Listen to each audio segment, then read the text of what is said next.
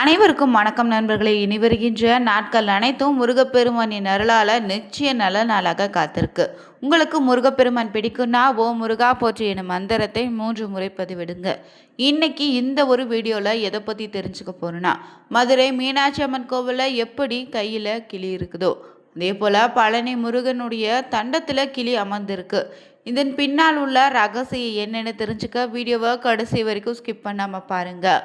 மேலும் நீங்கள் பழனி ஆண்டவனை தரிசிக்க தொடர்ந்து தடைகளாக ஏற்படுதா, அந்த தடைகள் விலக சிறப்பான ஒரு பரிகாரத்தையும் தெரிஞ்சுக்கலாங்க.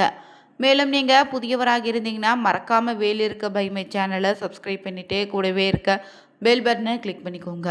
தனிப்பட்ட முறையில் உங்கள் ஜாதக ரீதியாக ஏற்படக்கூடிய பிரச்சனைக்கு சரியான ஒரு பரிகாரத்தை பெற்றுக்கொள்ள வீடியோவில் டிஸ்கிரிப்ஷன் கீழே ஒரு நம்பர் கொடுத்துருக்கோம். அந்த நம்பருக்கு நீங்கள் கால் பண்ணி தெரிஞ்சுக்கலாம். வாங்க நண்பர்களே, வீடியோக்குள்ளே போகலாம். எப்படி பார்த்தீங்கன்னா, அன்னை மதுரை மீனாட்சியினுடைய கைகளில் கிளி இருப்பதை போல தான் எல்லோருக்கும் தெரிஞ்ச விஷயம். ஆனால் முருகன் கோவிலில் சென்று வழிபடக்கூடிய உங்களுக்கு இது கவனிச்சுக்கிறீங்களான்னு தெரியல.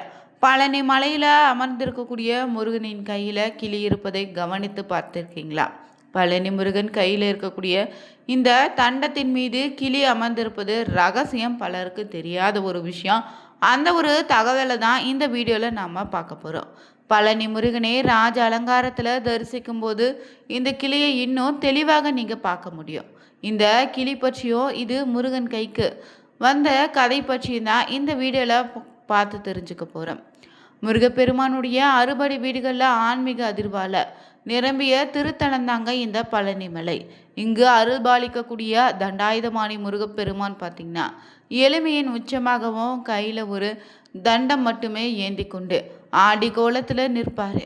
ஆனால் அந்த தண்டத்தின் மீது கிளி அமர்ந்திருப்பதுன்னு என்ற கானம் பலருக்கு தெரியாத ஒரு ரகசியமாக தான் இருக்குது.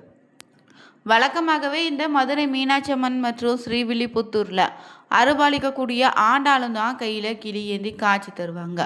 ஆனால் இங்கே பழனி முருகன் கையிலும் கிளி இருப்பதே பலரும் ஆழமாக கவனித்து கூட நீங்கள் பார்த்துருக்க மாட்டீங்க. பக்தரினுடைய வேண்டுதலையும் கோரிக்கையும் இந்த கிளி அம்பிகையிடம் ஓயாமல் சொல்லிக்கொண்டே இருக்குன்னு சொல்லுவாங்க. அதே போல தாங்க இந்த பழனி முருகன் கோயிலில் இருக்கக்கூடிய கிளியும் ரொம்பவே விசேஷமாக சொல்லப்படுது. அது என்னன்னா, 15ஆம் நூற்றாண்டில் தமிழ்நாட்டில் வாழ்ந்த ஒரு முனிவர் தான் அருணகிரிநாதர். முருகப்பெருமானின் அருள் பெற்ற மாமுனிவர்னு கூட சொல்லலாம். இவர் இயற்றிய திருப்புகழில் முருகப்பெருமானுக்கு ரொம்ப விருப்பமான பாடலும் பாடியிருக்காரு. 16,000க்கு மேற்பட்ட பாடல்களும் 1088க்கு மேற்பட்ட சத்த வித்தியாசங்களும் கொண்ட இந்த படைப்பு பார்த்திங்கன்னா சாதாரண மனிதனால் உருவாக்க நிச்சயம் முடியாது. ஆனால் அருணகிரிநாதரின் புகழை பொறுக்காத சம்பந்தாண்டான்னு சொல்லக்கூடிய புலவன் தான் அவரை அழிக்க திட்டமிட்டாராம்.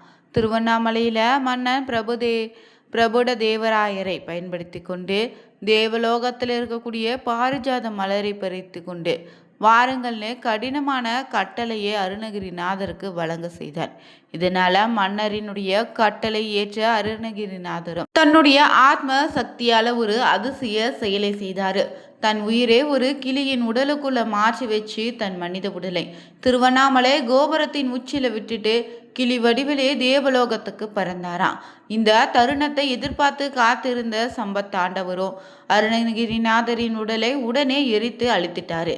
பாரிஜாத மலரை பறித்து கொண்டு பூலோகத்திற்கு திரும்பிய பார்த்தீங்கன்னா அருணகிரிநாதரின் உடலை உடனே எரித்து விட்டதால தன் உடல் எரிக்கப்பட்டதை கண்டு அதிர்ச்சி அடைந்தார் அருணகிரிநாதர். உடலின்றி உயிர் கிளியில அவர் திகைத்தாராம். அந்த நொடியே பார்த்தீங்கன்னா கருணையின் கடல்னு சொல்லக்கூடிய முருகப்பெருமானே அவருக்கு அருள்பாலித்து உடல் என்பது ஒரு பாவனையே, உன் பக்தி நித்தியமானதுன்னு சொல்லி நீ என்னுடைய இருக்க வேண்டும்னு சொல்லிட்டு அந்த கிளியை தன் தண்டத்தின் மேலே அமர செய்தாருங்க. இதுதாங்க அந்த நாளில் இருந்து பழனி முருகனுடைய தண்டத்தில் அமர்ந்திருக்கக்கூடிய கிளின்னு சொல்கிறாங்க. அருணகிரிநாதருடைய ஆத்மா சின்னமாகவே இந்த இருக்குது. பக்தர்களுக்கு ஒரு நினைவூட்ட விதமாகவும் சொல்லப்படுதுங்க. உண்மையான பக்திக்கு உடலும் தேவையில்லைங்க. பக்தி இருந்தாலே இறைவன் அருகில் இருப்பார்னு சொல்லுவாங்க. சோதனை வந்தாலும் இறைவன் எப்போதும் கைவிட மாட்டார். அதற்கு இன்னுமே சாட்சியாக பழனிமலை முருகன் கோவிலுக்கு சென்றினா தண்டத்தில் இருக்கக்கூடிய கிளியை நீங்கள் பார்க்கலாம். அதே போல் பார்த்தீங்கன்னா ஒரே காலத்தில் வாழ்க்கையை விட்டுவிட நினைச்ச அருணகிரிநாதரை முருகப்பெருமான் தன் வேலாய் காப்பாற்றி சரணபவ மந்திரத்தை நாவல போதித்து உலகிற்கு பக்தி வழியை காட்டும் பணி கொடுத்தாராம். முத்தை தரு பக்தி திருநகைன்னு சொல்லக்கூடிய வரியால தொடங்கிய அவருடைய பயணமும் இன்றும் கோடிக்கணக்கான மக்களின் ஆன்மீக பாதையை வெளிச்சம் போட்டு தான் வருது. அடுத்த முறை நீங்கள் பழனி முருகனை வணங்க சென்றால் நிச்சயம் அவருடைய கையில் இருக்கக்கூடிய இந்த கிளியை தரிசித்துட்டு வாங்க. முருகப்பெருமானுக்கு எத்தனையோ கோவில்கள் இருந்தாலும் ரொம்பவே தனி சிறப்பு வாய்ந்த கோவில்னா இந்த பழனி முருகன் கோவிலுங்க. தமிழ் கடவுள்னு சொல்லக்கூடிய இவரை காண கேரளாவில் இருந்தோ உலகில் பல பகுதியில் இருந்தோ ஏராளமான பக்தர்கள் பழனிக்கு வந்து செல்றாங்க. முருகப்பெருமானே இங்கு மட்டுமே ஆடி கோலத்தில் பார்க்க முடியும். இங்கு முருகனுக்குள்ள நவ கிரகங்களும் அடக்கம் என்பதால இங்கு வந்து வழிபட்டாலே நவகிரக தோஷங்கள் நீங்கிடுங்க. அதே போல சித்தர்கள் பலருமே வாழக்கூடிய மலையாகவும் குழந்தை வடிவில் முருகப்பெருமான் காட்சி தரக்கூடிய இடமாகவும் பழனி மலை இருக்கு. பல்வேறு அதிசயங்களையும் கொண்டதாக அருணகிரிநாதர் உள்ளிட்ட பலருமே புகழ்ந்து பாடியிருக்காங்க இந்த பழனிமலை ஆண்டவனை. வாழ்க்கையை மாற்றி தரக்கூடிய இந்த பழனிமலை ஆண்டவர் பார்த்தீங்கன்னா கொங்கு நாட்டு வியாபாரிகள் பலருக்குமே முதலாளியாகவும் பங்குதாரராகவும் இருந்துட்டு வராராம். இவர் முருகப்பெருமானின் அறுபடை வீடுகளில் இது 3வது படை வீடாக இருக்குங்க. இந்த கோவிலில் தினமும் ஆயிரக்கணக்கான பக்தர்கள் வந்து வழிபட்டு செல்வாங்க. பழனி முருகன் கோவில் பற்றி பலருக்கும் தெரியாத சில விஷயங்களை தான் இந்த வீடியோவில் தொடர்ந்து பார்த்துட்ருக்கோம். இங்குள்ள முருகப்பெருமானை நீங்கள் ஆண்டி ராஜ அலங்காரன்னு எந்த திருக்கோலத்தில் தரிசனம் செய்தாலும் நல்லது தான் உண்டு. இருந்தாலும் ஒவ்வொரு அலங்காரமும் குறிப்பிட்ட பிரச்சனை தீர்க்கக்கூடியதாக நம்புகிறாங்க. அப்படி பழனி முருகனை எந்த திருக்கோலத்தில் தரிசனம் செஞ்சிங்கன்னா என்னென்ன பிரச்சனை தீரும், யார் எந்த திருக்கோலத்தில் தரிசனம் செய்யணும்னு தொடர்ந்து நம்ம தெரிஞ்சுக்கலாங்க.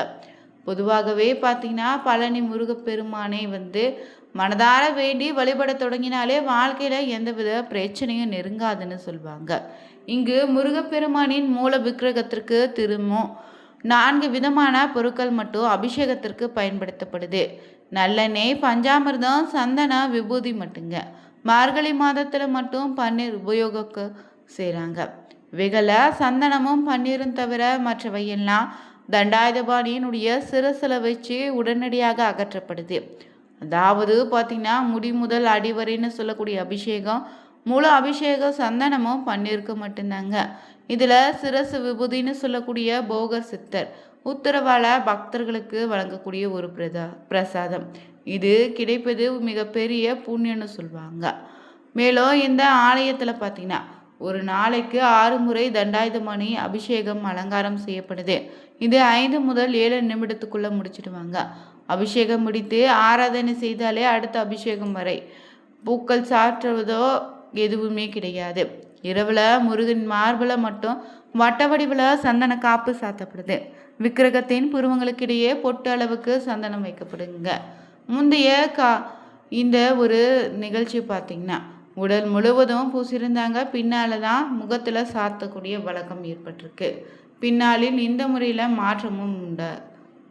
மேலும் தண்டாயுதபாணி விக்கிரகம் நவபாஷானத்தால் செய்யப்பட்டது என்பதால் எப்போதும் ரொம்ப சூடாக இருக்கும். அதனால தான் இரவு முழுவதும் அந்த விக்கிரகத்திலிருந்து நீர் வெளிப்படுங்க. இந்த நீரை தான் அபிஷேக தீர்த்தத்தோடு கலந்து காலை அபிஷேகம் நடக்கும்போது அங்கே இருக்கக்கூடிய பக்தர்களுக்கு பிரசாதமாக விநியோகமும் செய்கிறாங்க. தண்டாயுதபாணி சிலையை சுற்றி எப்போதும் ஒருவித சுகந்த மனம் பரவி நிற்குதுங்க. தண்டாயுதபாணி சிலைக்கு இடது பக்கத்தில் ஒரு சின்ன மரகதலிக்கு இருக்கு. தீப ஒளி இல்லாமல் இந்த லிங்கத்தை நம்ம பார்க்க முடியாது.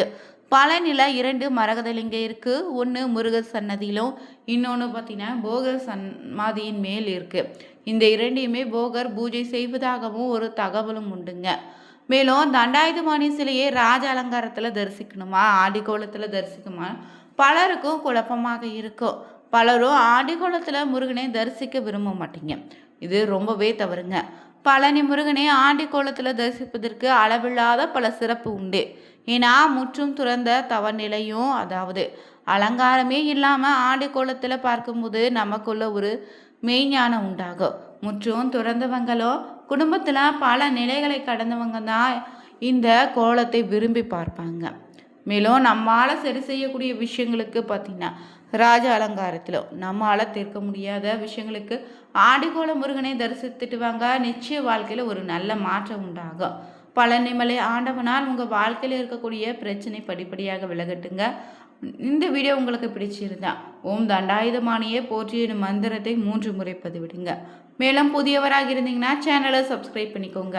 Thank you viewers.